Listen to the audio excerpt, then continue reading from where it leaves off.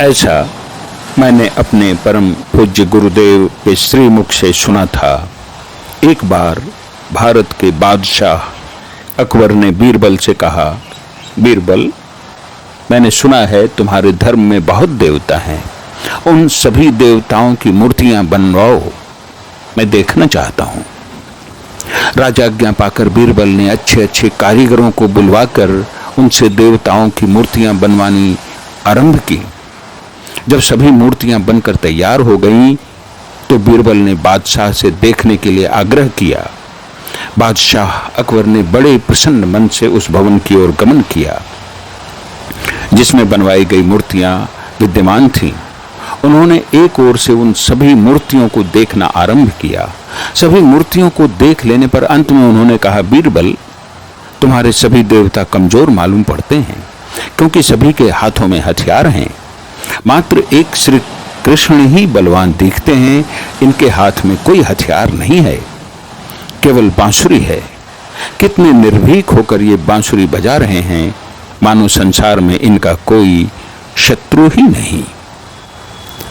वास्तव में भगवान श्री कृष्ण अद्भुत और महान थे।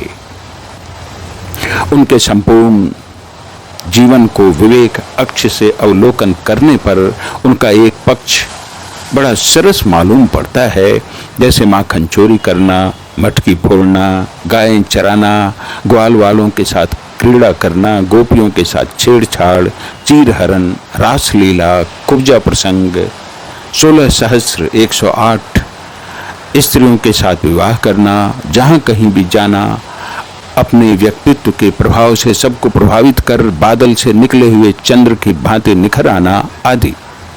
कितना सुखमय जीवन था उनका। यथार्थतः वे भगवान थे। उनके मुस्कान युक्त अधर पर मधुर मुरली मुखरित हो रही थी। अब हम उनके जीवन के दूसरे पक्ष की लौकिक दृष्टि से झांकी करें। जिनका जन्म कारागार में हुआ हो और जन्म लेते ही जिन्होंने अपने माता पिता को बेड़ी हथकड़ी से जकड़ा हुआ कारा में देखा हो, क्या उनके जीवन को सुखी कह सकते हैं? किसी सौहृदय का हृदय उस अवस्था में अपने माता पिता का अवलोकन कर टुकड़े टुकड़े नहीं हो जाएगा? जिनके जन्म लेने के पूर्व ही 7 भाइयों को उनके मामा ने ही मार डाला हो, क्या वे सुख का अनुभव कर सकते हैं?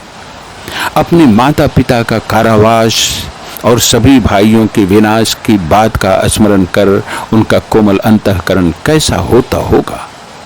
और भी लीजिए, जन्म लेते ही जिनको अपनी माँ का दूध पीना नसीब न हुआ हो, ऐसे शिशु से अधिक भाग्यहीन दूसरा कौन हो सकता है?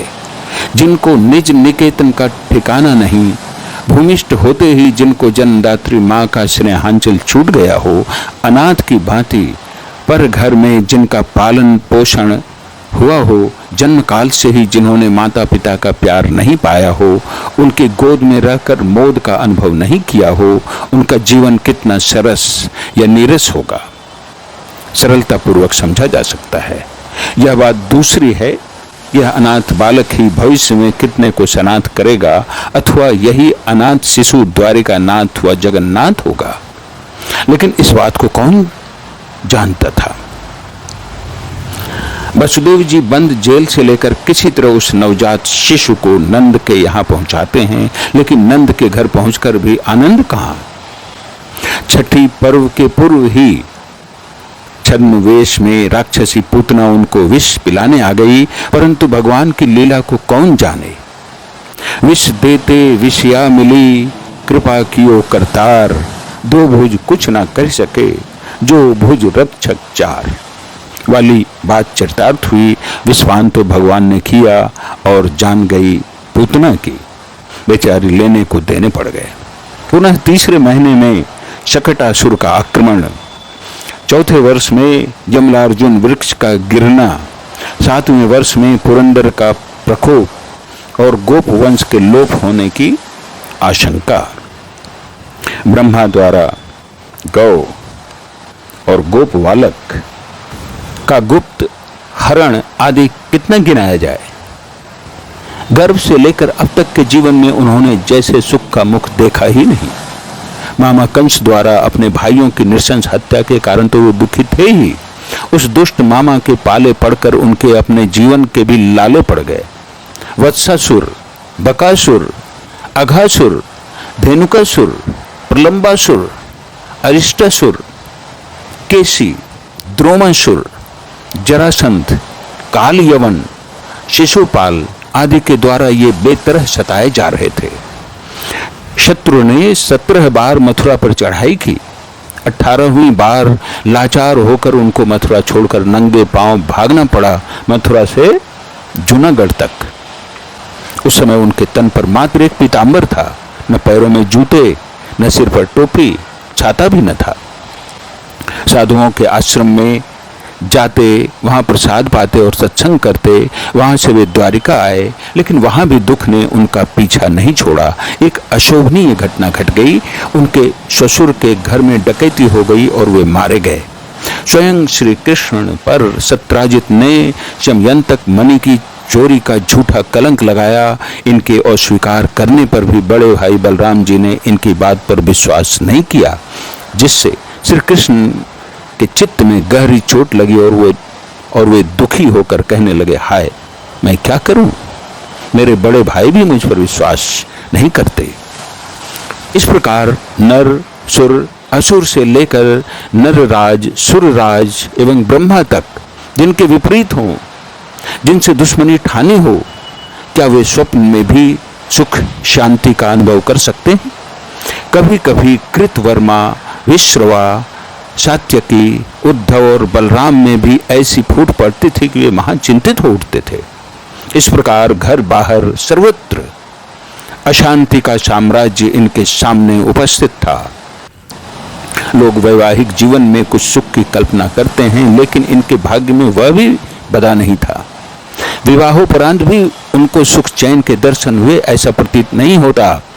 विवाह के बाद जब कई वर्षों तक संतान नहीं हुई तो वे बहुत चिंताग्रस्त हो गए थे। दाम्पत्य जीवन में ऐसी चिंता प्रायः सभी सद्गृहस्थों को हुआ करती है। और तो और महाराजा दशरथ जी के लिए ही लीजिए, जिनके अधीन नर और नरपति की तो बात ही क्या, सुर और सुरपति भी बसते थे। बसते ही नहीं, उनके डर से त्रसित भी थे। उन महाराजा के साथ भी यह घटना घटी। संतानहीन जीवन में हानि और ग्लानि की पीड़ा से वे बेतरह पीड़ित थे। गोस्वामी तुलसीदास जी ने रामचरितमानस में इस विषय का इन शब्दों में उल्लेख किया है। एक बार भूपति मन माही, भय गलानि मोरे सुत नाही। गुरु गृह गयो तुरत मही पाला, चरण लागी कहीं विनय विशाला।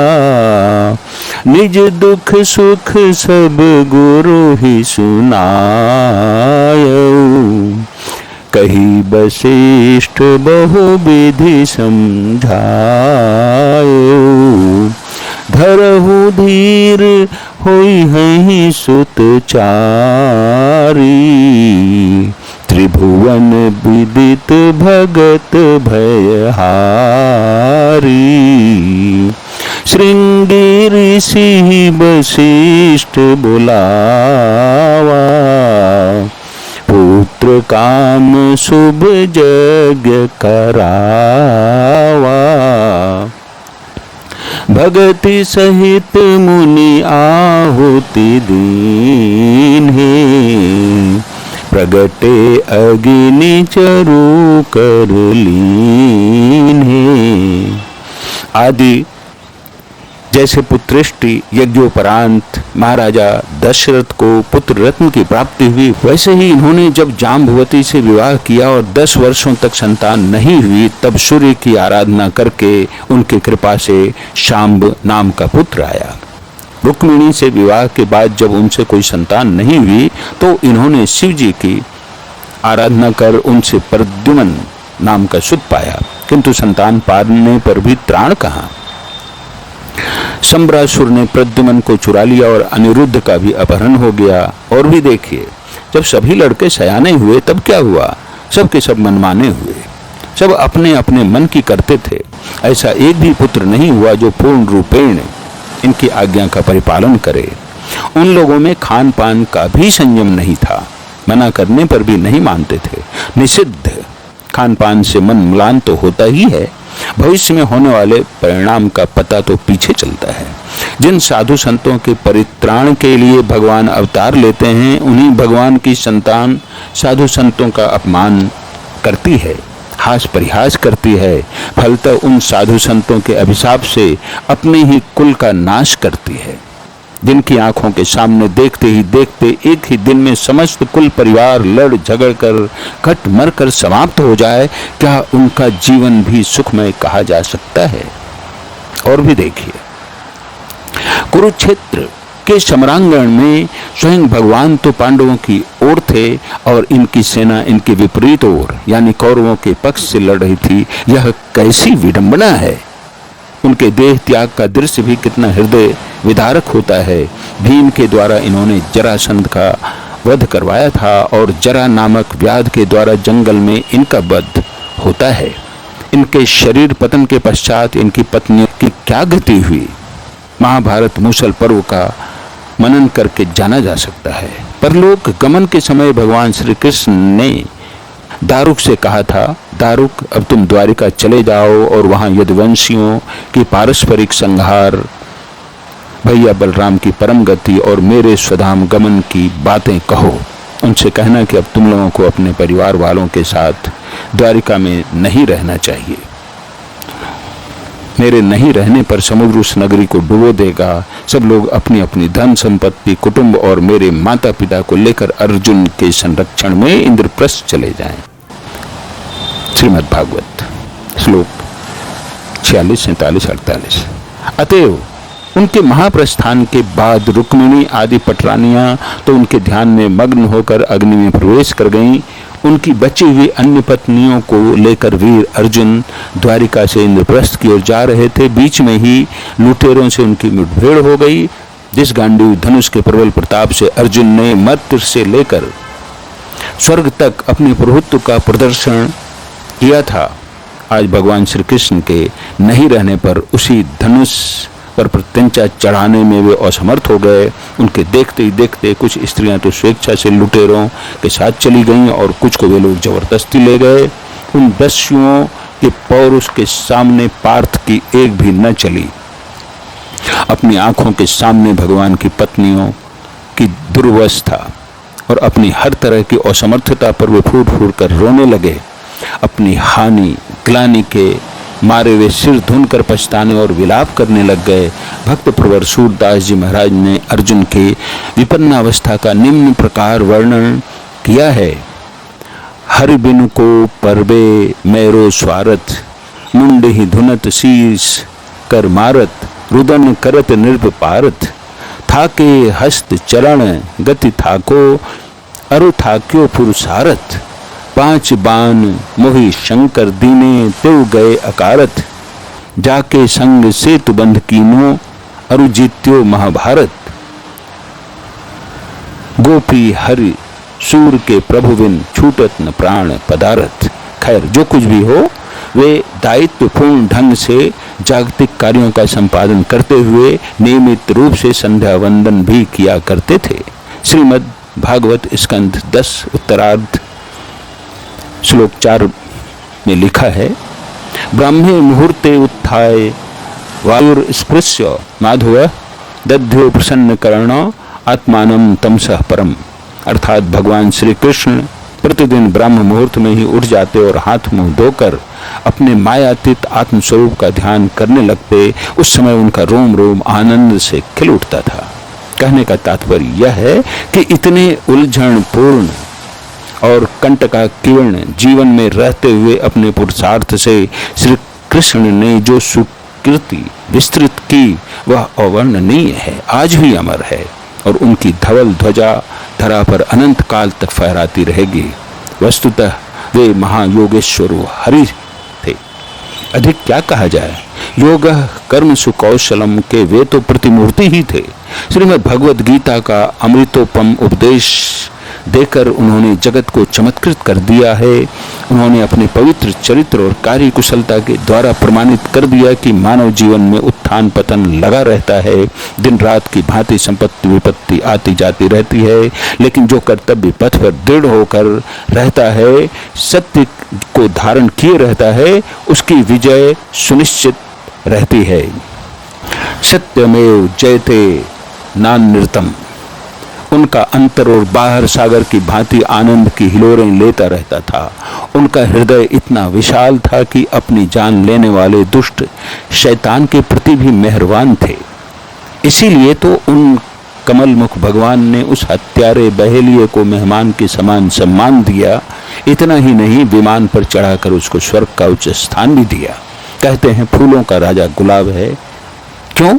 इसलिए कि उसके 10 दिशाओं में कांटे ही कांटे रहते हैं, फिर भी वह पल्लवित, मुकुलित और पुष्पित होता है। भगवान श्री कृष्ण ऐसे ही थे। बाहर विविध प्रकार के झंझावात रहने पर भी उनके अधर पर निरंतर मधुर मुरली के सहित मृदु मुस्कान थिरकती रहती थी।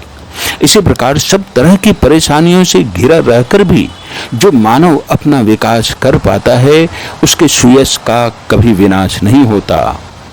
सफीनों से जो टकराता उसे तूफान कहते हैं, तूफानों से जो टकराता उसे इंसान कहते हैं। इसी हेतु संत गण और विवेकी जन जागतिक सुख की खुशामद नहीं करके सतत दुख का ही आवभगत करते रहे हैं। संत कबीर साहब कहते हैं, हम चाले थे सुख को बाटही मिलिया दुख, जाहु सुख घर आपने हम जाने और दुख। जिस सुख को पाकर हम भगवान को भूल जाएं, वह सुख नहीं शूल है, और जिस दुख को पाकर हम भगवान के अनुकूल हों, वह दुख नहीं फूल है। इस संबंध में संत कबीर साहब की ये वाणियाँ हमें बहुत बल देती हैं और सहायक सिद्ध होती हैं। सुख के माथे सिल पड़े जो नाम हृदय से जाए, बलिहारी व दुख की पल पल नाम रटाए। नाम जपत कुष्टी भला, चुई चुई पड़े जो चाम, कंचन देह के ही काम का, जा मुख नाही नाम। नाम जपत दरिद्री भला, टूटा घर की छानी, कंचन मंदिर जारी दे, जहाँ गुरु भक्त न जानी। इस संदर्भ में महाभारत के इस प्रसंग से बड़ी प्रेरणा मिलती है। महाभारत का युद्ध समाप्त हो चुका था। धर्मराज युधिष्ठिर राज सिंहासन पर आसीन हो चुके थे। पांडवों का कोई शत्रु नहीं रह गया था। वे निष्कंटक राज्य करने लग गए थे। तब उन लोगों के समक्ष भगवान श्री कृष्ण ने द्वारिका जाने की इच्छा प्रकट की। उसी समय कुंती देवी उनके निकट आकर प्रार्थना करती है, भगवान आपसे मैं एक वरदान चाहती हूँ। भगवान ने कहा, जो इच्छा हो मांग लो। कुंती ने कहा, भगवान मेरे जीवन में बराबर विपत्तियां ही आती रहें, यही याचना है। उनकी इस प्रकार की मांग सुनकर भगवान श्री कृष्ण थोड़ी देर अवाक हो उनकी ओर देखते रहे। फिर कहा, बुआ जी, लोग मुझसे सुख संपत्ति, संतान, वैभव आदि का वरदान मांगते हैं, किंतु आपने जो वरदान मांगा है सुनकर बड़ा आश्चर्य होता है। कुंती देवी ने कहा, कृष्ण तुम सुख के नहीं दुख के साथी हो। तुमने कौरवों की भरी सभा में द्रौपदी की लाज रखी, वन में दुर्वासा ऋषि के शाप से बचाया, महाभारत के मैदान में तुमने अपनी प्रतिज्ञा भंग कर मेरे पुत्रों की रक्षा की। अश्वत्थामा ने उत्तरा के गर्भस्थ शिशु को ब्रह्मास्त्र से मार डाला था, उस मृत शिशु को तुमने जीवन दान दिया। राज्य छिन जाने पर हमारे बच्चे जंगल जंगल भटकते रहे, दर दर के भिखारी बने, वहां भी तुमने हर तरह की सहायता की। शत्रुओं का संहार करवाकर राज्य वापस दिलाया आदि। तुम्हारे अनंत उपकार को कितना गिनाया जाए। हम सभी तुमसे उपकृत हैं। कृष्ण, जब तक हम लोगों के ऊपर दुख के बादल मंडराते रहे तब तक तुम हम लोगों के साथ रहे। अब हमारा कोई शत्रु नहीं, किसी प्रकार का कष्ट नहीं, सभी संकट दूर हो गए, तो तुम भी अब हम लोगों से दूर जाना चाहते हो। इसी से मैंने तुमसे विपत्ति का वरदान मांगा कि सतत तुम हमारे साथ रहोगे। इस प्रकार उपर्युक्त विवेचन से हम इस निष्कर्ष पर पहुंचते हैं कि वर्णनीय दुख है, सुख नहीं।